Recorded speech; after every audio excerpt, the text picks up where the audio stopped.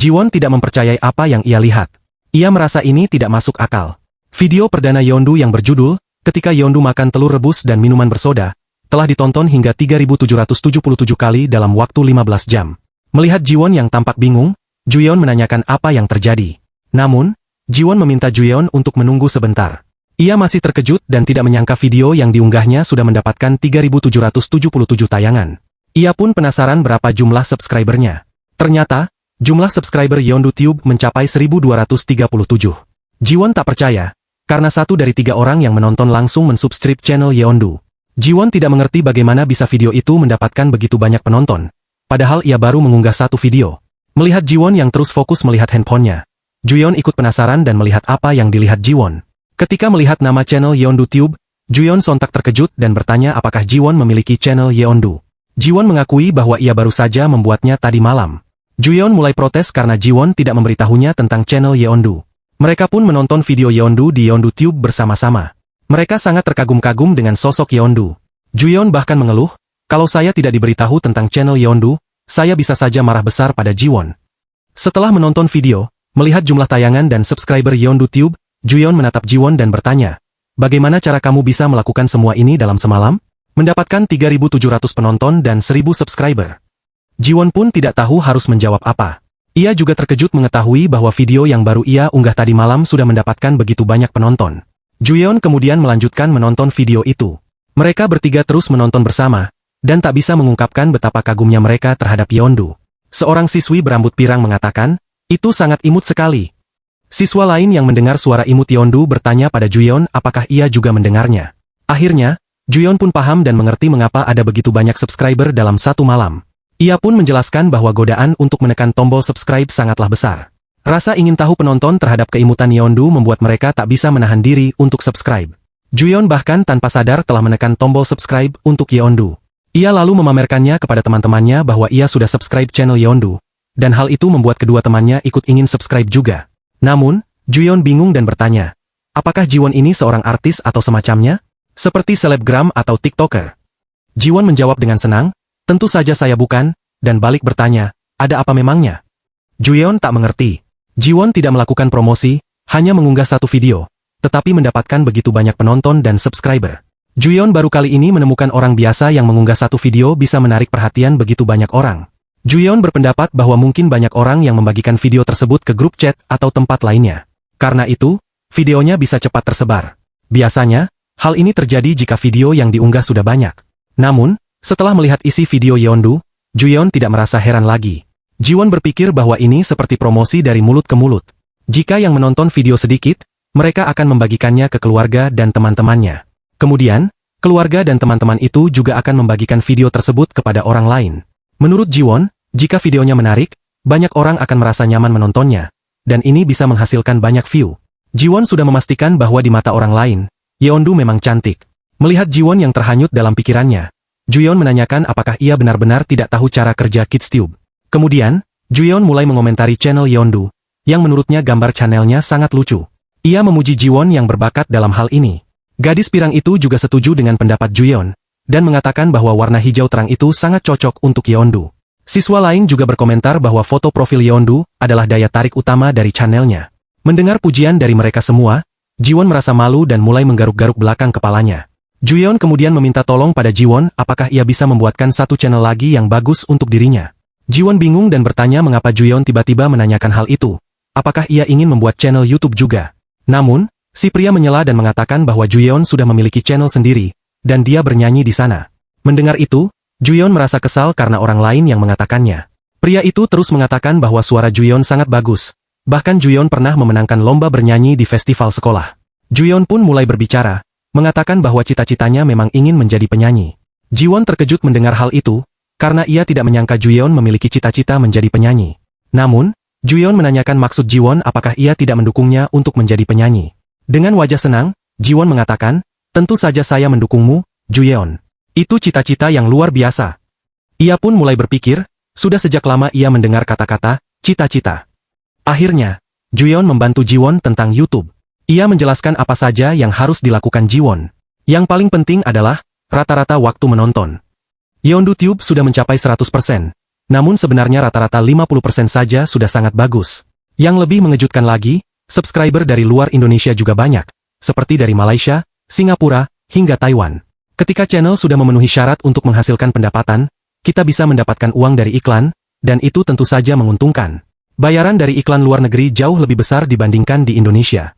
Bahkan, di Amerika, bayaran iklan bisa 3 kali lipat. Juyeon pun bertanya, apakah Jiwon sudah melihat kolom komentar? Jiwon baru ingat tentang itu, dan mulai memeriksa apakah ada komentar aneh di sana.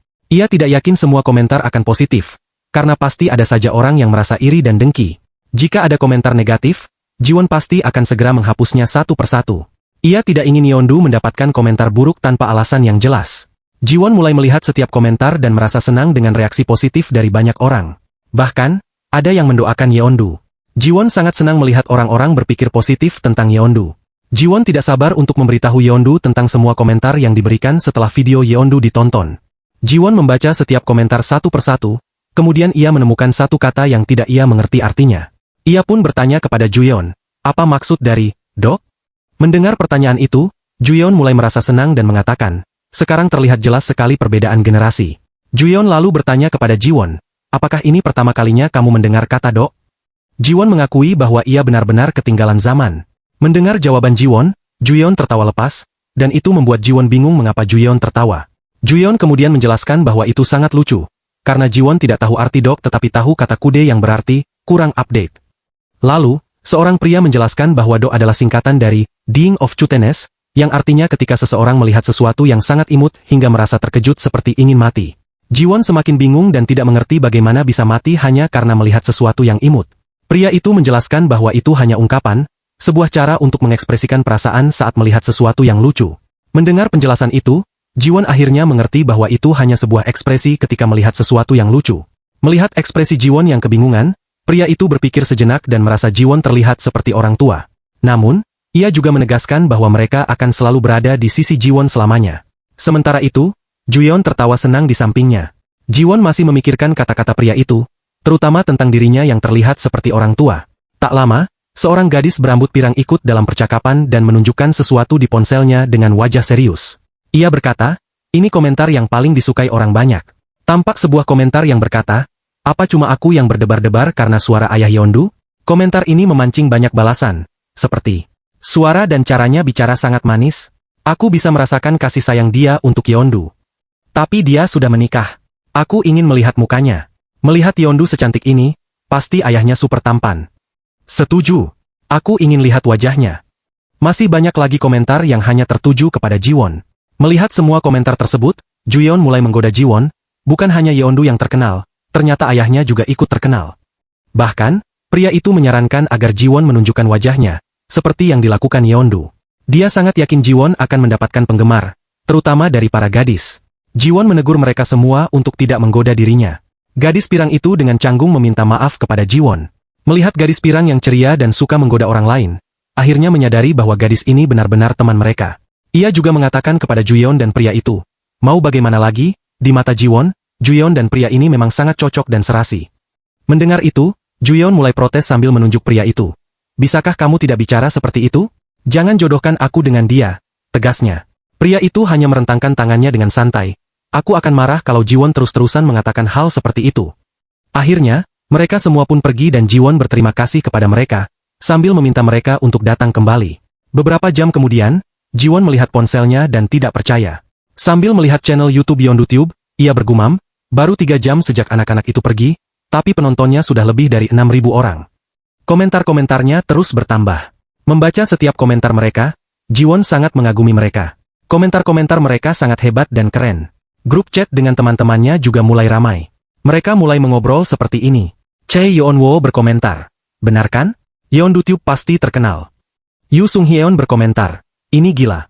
Aku tidak menyangka kalau mengunggah video durasi 2 menit bisa seheboh ini. Lebih dari 1.700 subscriber sekarang. Yeondu memang hebat. Park Joon-soo berkata, tapi kau juga melakukannya dengan bagus. Channelnya bagus, editing video juga bagus. Sepertinya kau berbakat di sini. Hahaha. Yu Sung-hyeon berkata, kalau begini, apa bisa kau langsung mendapat uang sekarang? Haha. Jiwon pun mulai menulis pesan di grup, memberitahukan mereka bahwa semuanya benar. Jumlah subscribernya sudah melebihi 1.000, jadi mungkin saja, Tapi videonya cuma 2 menit. Jadi aku tidak yakin bisa mendapatkan uang sekarang. Lain kali aku akan unggah video berdurasi 10 menit. Park Jo-eun-su membalas, Jiwon, apa ini benar-benar tak apa? Bagaimana jika keluargamu tahu kau dapat uang dari YonduTube lalu datang menemuimu? Choi Yeon-woo juga ikut membalas, itu mungkin saja terjadi. Atau bisa saja mereka datang lalu ingin membawa Yeondu pergi dengan mereka. Yu Sung-hyeon tidak lupa membalas, kalau benar-benar terjadi, panggil aku, akan ku hajar mereka. Cuma memikirkan hal itu saja sudah membuatku marah. Membaca semua pesan dari teman-temannya, Jiwon berpikir, jika itu kerabatnya, mungkin saja itu bisa terjadi. Kerabatnya yang memiliki penyakit hasad, yang selalu memandang rendah dirinya, yang hanya memikirkan keuntungan pribadi tanpa memikirkan perasaan orang lain. Ini adalah kenyataan yang menjengkelkan yang harus dihadapi Jiwon. Tapi dengan Yeondu saat ini, mereka bisa mendapat keuntungan darinya. Dulu, mereka menelantarkan Yeondu, karena mereka pikir merawat Yeondu tidak memberikan keuntungan. Hanya karena itu, mereka tega berbicara tidak pantas di depan Yeondu. Melihat kenyataan semua itu, Jiwon meyakinkan dirinya sendiri bahwa ia tidak akan membiarkan hal itu terjadi. Tak lama, Jiwon sudah sampai di penitipan anak dan mulai mengobrol dengan pengasuh di sana. Tak lama kemudian, terdengar suara Yeondu yang berteriak memanggilnya, "Papa!"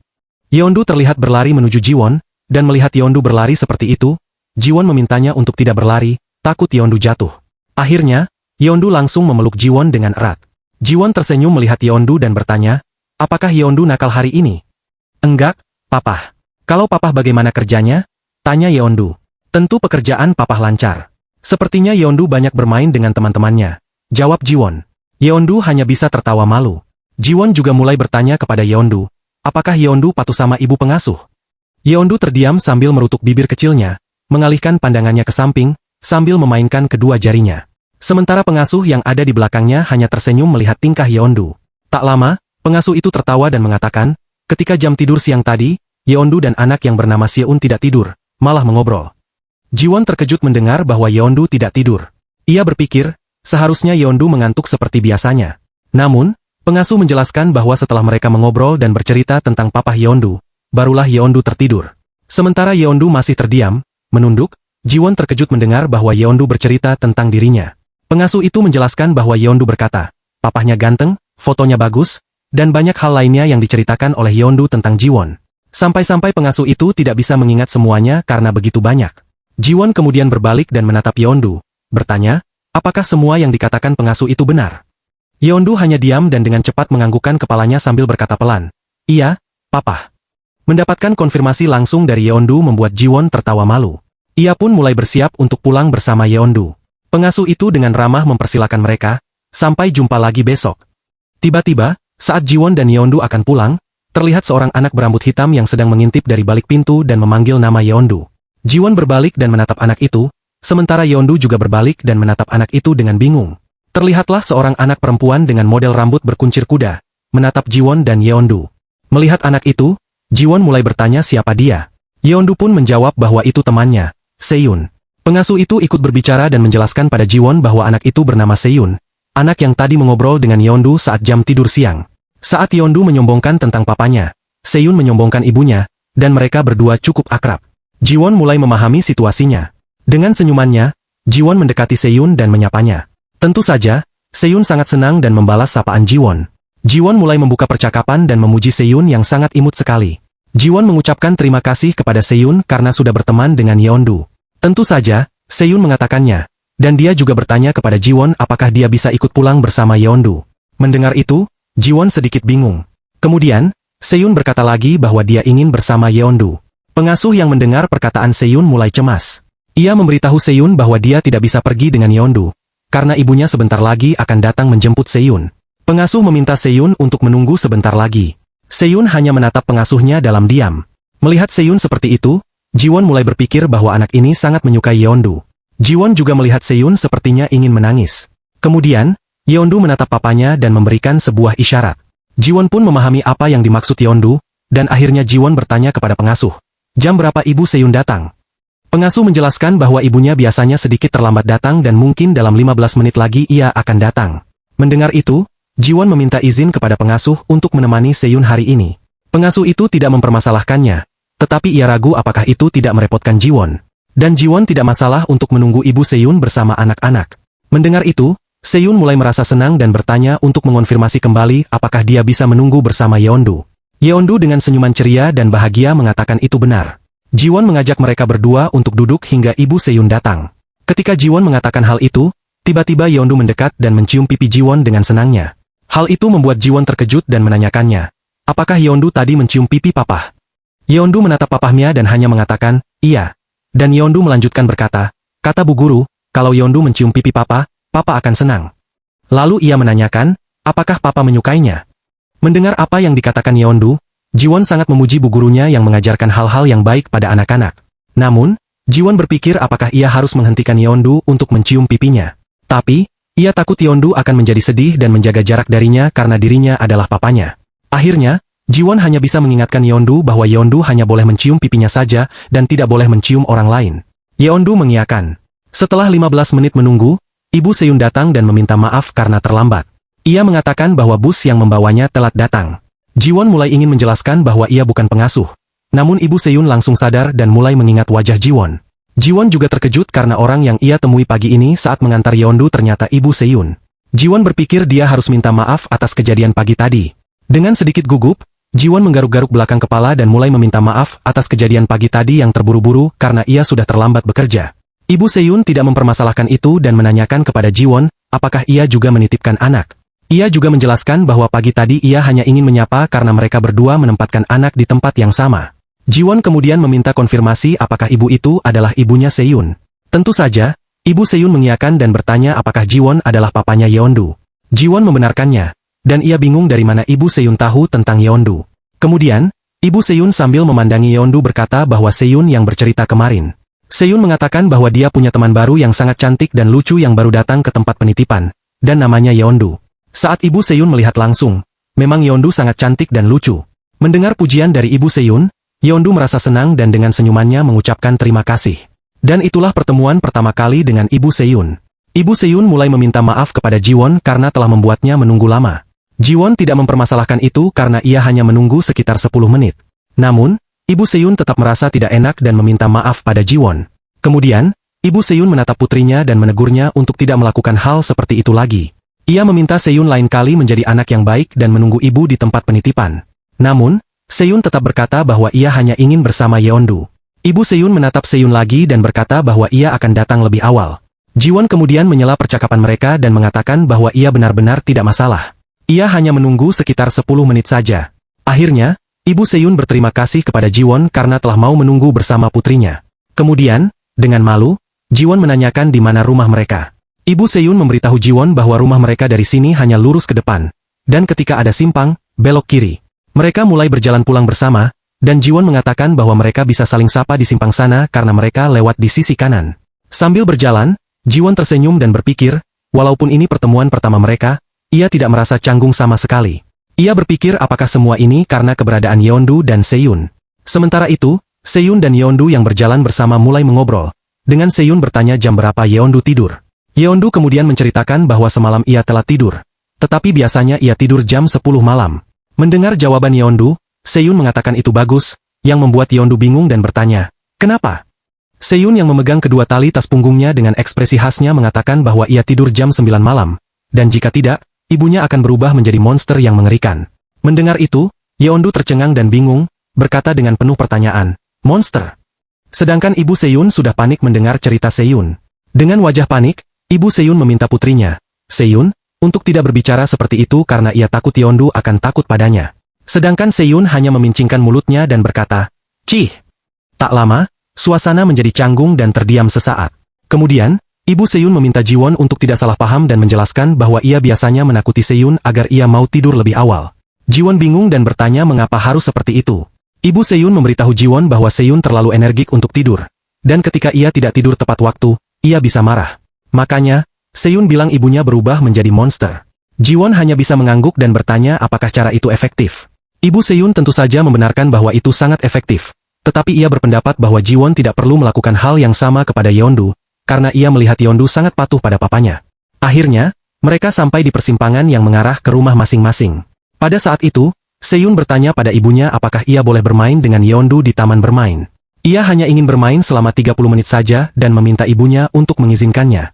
Namun, ibunya menolak. Mereka harus segera pulang agar Seyun bisa mandi dan pergi tidur. Seyun terus membujuk ibunya agar ia bisa bermain dengan Yeondu. Ia pun mengurangi durasinya menjadi 10 menit saja. Namun, ibunya tetap tegas melarangnya. Sementara itu, Jiwon yang melihat ibu dan anaknya berdebat akhirnya mulai memahami betapa galaknya ibu Seyun. Ibu Seyun mulai menggunakan kata-kata yang lebih tajam, mengatakan kepada ibunya bahwa ia akan menjadi monster jika Seyun tetap bandel. Namun, Seyun tetap protes karena ia tahu itu hanya bohong dari ibunya. Mendengar jawabannya yang seperti itu, Jiwon tersenyum dan mulai berpikir bahwa sepertinya jurus pamungkas ibunya tidak berhasil mungkin karena ia dan Yeondu ada di sana. Kemudian, Jiwon mendekati Yeondu dan bertanya apakah Yeondu ingin bermain di taman bermain. Yeondu hanya diam menatap Jiwon. Dengan ekspresi wajah bingung, Yeondu bertanya pada papanya, apa itu taman bermain? Mendengar itu, Jiwon terkejut. Bahkan Yeondu tidak tahu apa itu taman bermain. Jiwon mulai berpikir, apakah Yeondu belum pernah keluar rumah dan pergi ke taman bermain? Setelah berpikir lebih jauh, Jiwon menyadari bahwa itu mungkin saja terjadi. Tidak mungkin pamannya mau membawa Yeondu ke taman bermain, walaupun hanya sekali. Namun, yang Jiwon salut dari Yeondu adalah, meskipun tidak diajari, Yeondu bisa bicara dengan lancar. Jiwon menganggap Yeondu adalah anak yang hebat. Ia merasa menyesal karena tidak memikirkan kondisi Yeondu lebih detail, dan sekarang ia hanya bisa merasa bingung. Sementara itu, Yeondu yang masih bingung terus menatap papanya dan memanggilnya dengan bingung. Papa! Jiwon menatap Yeondu dengan bingung dan mencoba menjelaskan apa itu taman bermain dengan ekspresi linglung. Sementara itu, Ibu Seyun sudah menatap Jiwon dan bertanya-tanya dalam hatinya, bagaimana bisa Yeondu tidak tahu apa itu taman bermain? Untuk menghindari kesalahpahaman, Jiwon menjelaskan kepada Ibu Nieun bahwa biasanya mereka hanya bermain di dalam rumah. Ibu Seyun hanya diam tanpa menjawab, dan Jiwon mulai menjelaskan lagi bahwa hari ini adalah hari kedua Yeondu masuk ke tempat penitipan anak. Ia melanjutkan bahwa dibandingkan dengan anak-anak lain, Yeondu tertinggal dalam kosakata dan pengetahuan umum. Jiwon juga mengatakan bahwa Yeondu sedikit tertinggal dalam hal kecerdasan. Ia mengakui bahwa dirinya tidak pernah membawa Yeondu ke taman bermain, karena merasa tempat itu terlalu berbahaya. Ibu Seyun akhirnya berbicara dan bertanya, apa yang kamu lakukan, Jiwon? Pertanyaan itu membuat Jiwon bingung. Kemudian, Ibu Seyun menjelaskan bahwa Jiwon pasti tahu betapa anak-anak suka bermain di taman bermain. Ia mengatakan bahwa akan lebih buruk jika Yeondu terus berada di dalam rumah. Karena itu bisa membuat Yeondu sedikit kurang pintar. Jika Yeondu sering pergi ke taman bermain, ia akan bertemu banyak teman, dan itu sangat baik untuknya. Selain itu, taman bermain bisa mengajarkan anak-anak cara berinteraksi dengan orang lain secara langsung. Mendengar saran dari Ibu Seyun, Jiwon merasa lega karena ia percaya dengan apa yang dikatakan Ibu Seyun. Kemudian, Ibu Seyun memandang Yeondu dan bertanya, apakah papahmu sering bermain polisi dan penjahat di rumah? Yeondu hanya menatap Ibu Seyun dengan bingung. Dan Ibu Seyun kemudian mengatakan kepada Jiwon dan Yeondu bahwa hari ini mereka bisa pergi ke taman bermain. Ibu Seyun menunjukkan lokasi taman bermain dan menjelaskan bahwa tempat itu tidak berbahaya sama sekali. Sementara itu, Ibu Seyun menggandeng putrinya dan membawanya menuju taman bermain. Ia ingin membiarkan ayah dan putri menikmati taman bermain bersama-sama. Tentu saja, Seyun sangat senang dan bahkan memuji ibunya yang sangat keren.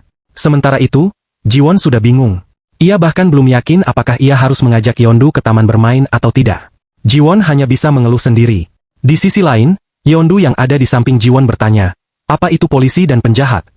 Jiwon hanya memberi isyarat kepada Yeondu untuk tidak banyak bertanya, dan ia akan menjelaskan pertanyaan Yeondu nanti setelah mereka sampai di rumah. Akhirnya, Jiwon mengajak Yeondu pergi ke taman bermain dan memberitahu Yeondu bahwa tempat itu sangat menyenangkan. Yeondu masih bingung tentang taman bermain yang menyenangkan itu seperti apa. Tetapi Jiwon terus meyakinkan Yeondu bahwa tempat itu sangat menyenangkan dan ia yakin Yeondu akan menyukainya. Sambil memandangi sosok Ibu Seyun, Jiwon mulai berpikir, jika Ibu Seyun tahu bahwa Yeondu juga tidak tahu apa itu polisi dan penjahat, ia yakin dirinya akan terlihat seperti ayah yang buruk. Akhirnya, mereka sampai di taman bermain. Yeondu yang melihatnya untuk pertama kali menunjukkan ekspresi kekaguman atas apa yang ia lihat. Semua permainan di taman yang merupakan surga bagi anak-anak tampak begitu mempesona di mata Yeondu. Salam sehat teman-teman channel Manhwa MFA. Dukungan dan support dari kalian adalah suatu kehormatan bagi saya untuk tetap semangat membuat channel ini makin maju. Subscribe, like, dan komentar kalian sangat saya nantikan. Semoga Anda dan keluarga Anda selalu diberikan kesehatan lahir dan batin. Terima kasih.